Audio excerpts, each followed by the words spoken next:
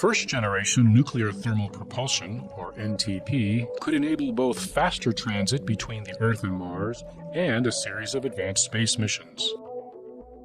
Nuclear thermal propulsion is powered by nuclear fission, which has been used on Earth for more than 70 years. How it works is conceptually simple. Energy from fission is used to heat hydrogen to about 4,400 degrees Fahrenheit. This hydrogen is then accelerated through a nozzle, resulting in a propellant efficiency roughly twice that of the best chemical rocket engines. Nuclear thermal propulsion was considered for use in the Apollo program, and significant development and ground testing was accomplished. Advances in technology since the 1960s may improve its affordability, viability, and acceptability. For example, it may be possible to fuel modern NTP systems with low-enriched uranium instead of highly enriched uranium. In addition, it may now be possible to ground test NTP systems at established, safe, self-contained rocket engine test facilities. For human Mars missions, the physical size of an NTP engine is largely determined by the rate at which fission energy can be transferred to the hydrogen propellant. However, the equivalent volume of the uranium that would be split is actually quite small, roughly that of a toy marble. That energy is used to get astronauts to Mars faster. NTP can take months off the trip compared to using traditional chemical systems, reducing risks associated with exposure to galactic cosmic radiation, microgravity, and other hazards of deep space travel. The maturation of nuclear thermal propulsion will also facilitate the development of fission surface power systems, enabling a power-rich environment at any exploration location. Abundant power could also be used for in-situ resource utilization, life support, communication, and other diverse applications. First-generation NTP systems are a first step towards advanced nuclear propulsion systems capable of travel throughout the solar system.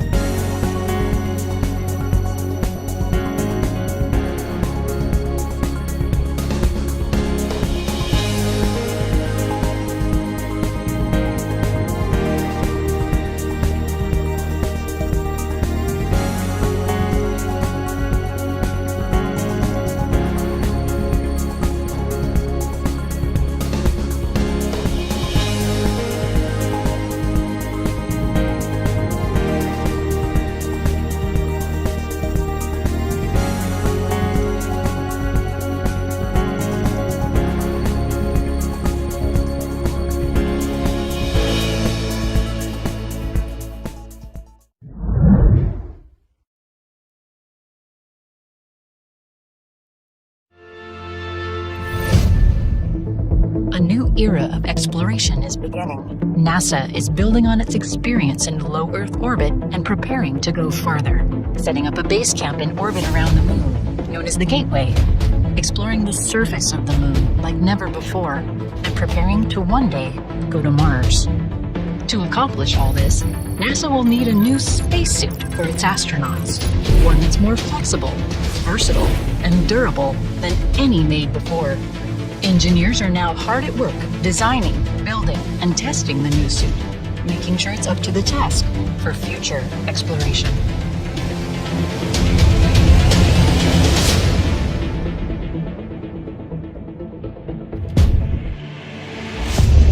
Some of the greatest moments in exploration have taken place with a human in a spacesuit. Whether it was a first journey outside the spacecraft or traversing mountainous moonscapes, the spacesuit made it possible. The act of sending a suited human outside the spacecraft is called EVA. What is an EVA? EVA is an acronym that stands for extravehicular activity, which is what most people know as a spacewalk. It's whenever we take astronauts and we let them go outside to do useful work in the vacuum of space. The spacesuits currently in use for NASA EVAs were designed in the 1970s for space shuttle missions. They have been upgraded over the years for work on the International Space Station and have served NASA well. Those EVAs took place in microgravity, where astronauts float and need to use their hands to move from place to place. But moonwalkers, working in 1/6 Earth's gravity, will need spacesuits that let them use their hands and feet, walking to destinations and bending and reaching as they explore. For this new type of work, NASA has been testing prototype planetary suits, culminating in a new suit design, the XEMU. The XEMU is Exploration Extravehicular Activity Mobility Unit. So it's an exploration spacesuit. So it's a spacesuit that you're going to use as we move forward on Gateway missions and on the lunar missions with Artemis. And then we're using all that to test the suits you would want to use to go to Mars in. So eventually you're going to have to be very independent and very confident in your hardware when you go and do a mission that far away from Earth. One of the most obvious changes in the new spacesuit is the way astronauts get in and out of it. Donning the current suit is a multi-step process of wriggling into the upper torso and then getting help attaching a pair of space boots. The new generation spacesuit features a hatchback, where astronauts simply slide in and out of the one-piece body of the suit. Another big feature of the suit is the way the astronauts are able to move while wearing it. The improved design for the next generation spacesuit will allow astronauts to walk on the moon, not hop. Additionally, astronauts will experience an improved range of motion.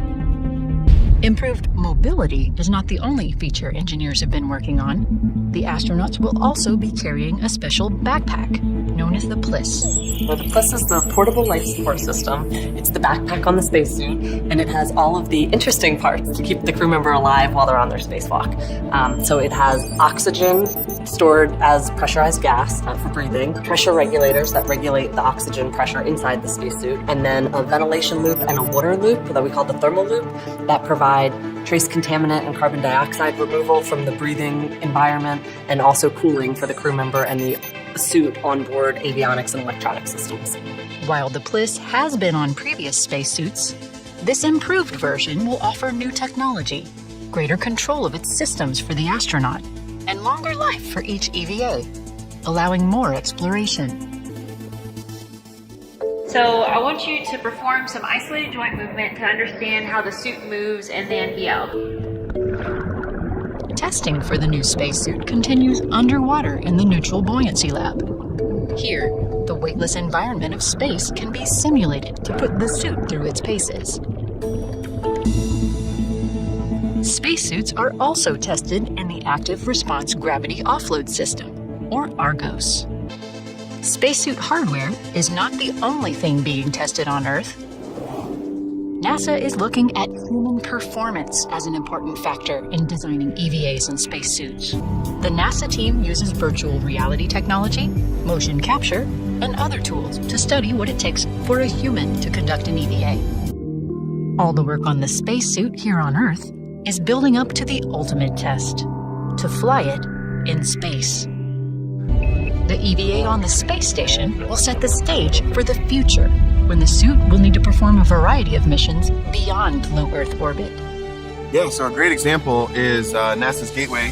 So even though it is in lunar orbit, it's still a microgravity platform, so astronauts would still be floating in space. And so we can use a lot of the lessons we learned from the International Space Station to do spacewalks on the Gateway. It's actually really advantageous to use one spacesuit both at Gateway and on the lunar surface. So the exploration spacesuit can do both of those things.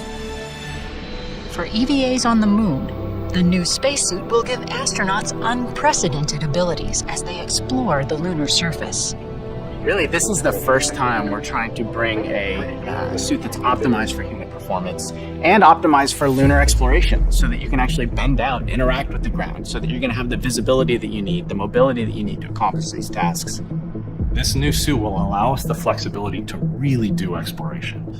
Get down on the surface and send geologists to the surface and really let them act like geologists in a spacesuit. This is the first time in history that a suit like that will have been created, and it's really exciting to be part of that. To do what NASA was meant to do, and that is to do exploration. And this suit will really help enable the agency go do exploration.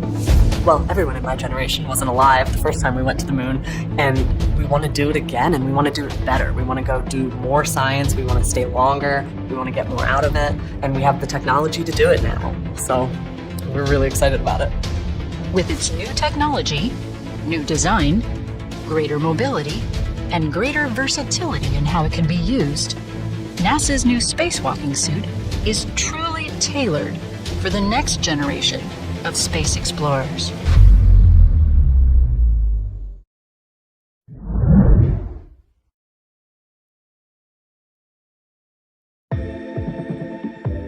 Right behind the door here is our latest concept vehicle of a Mars rover. It's two pieces. Front piece is a cockpit, and then the aft part is where they'll live and sleep and eat and keep all the equipment. Are you ready? Here we go.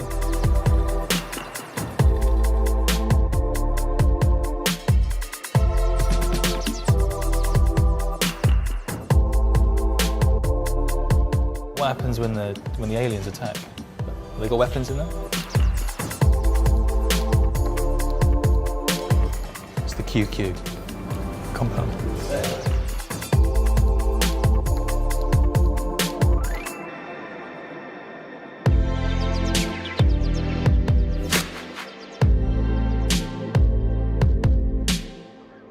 It's really cool to see the Mars rover, but you have to say I really do wish I could drive it myself.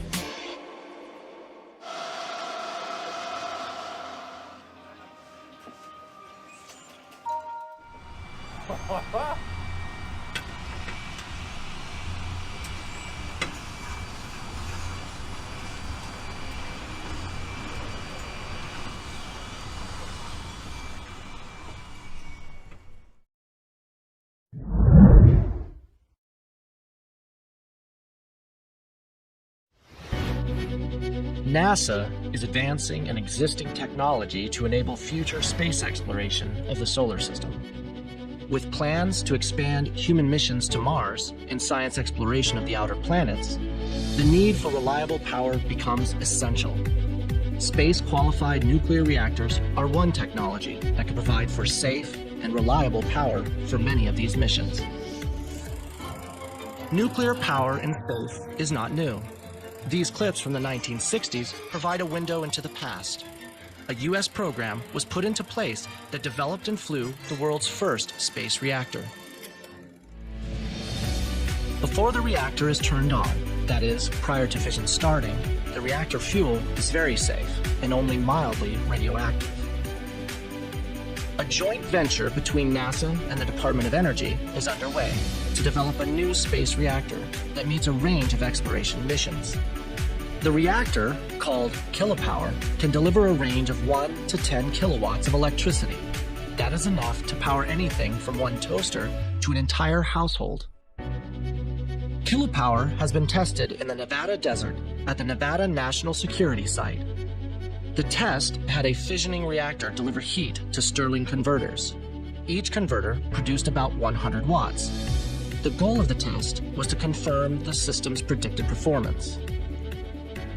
The reactor core is a cylinder of enriched uranium that is 6 inches in diameter.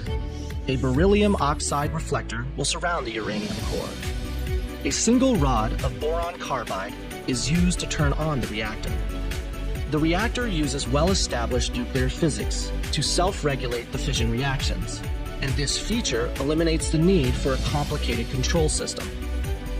The reactor uses nuclear fission to produce heat, which is delivered by heat pipes to power generators, known as Stirling converters.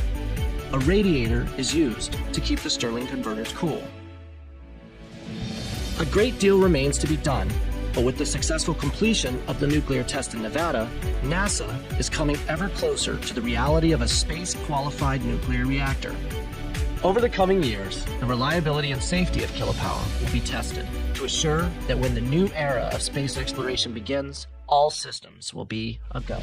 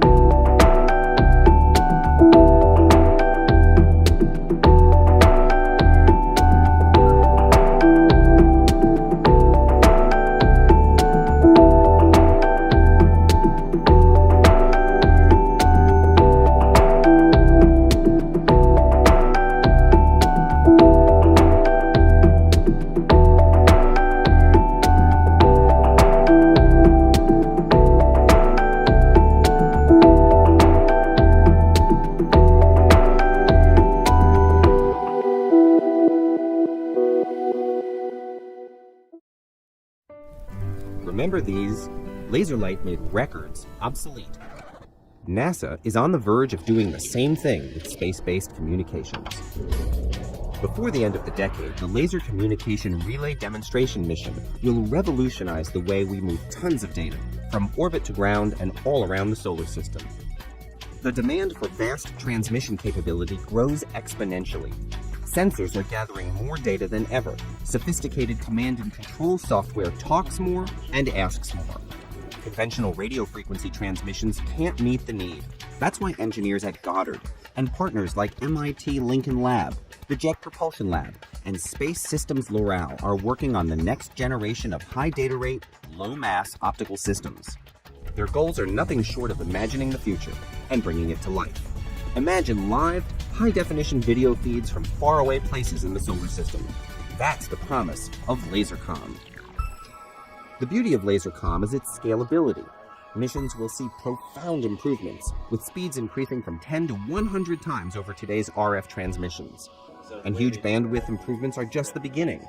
Reductions of hardware mass and power demands will see equivalent savings.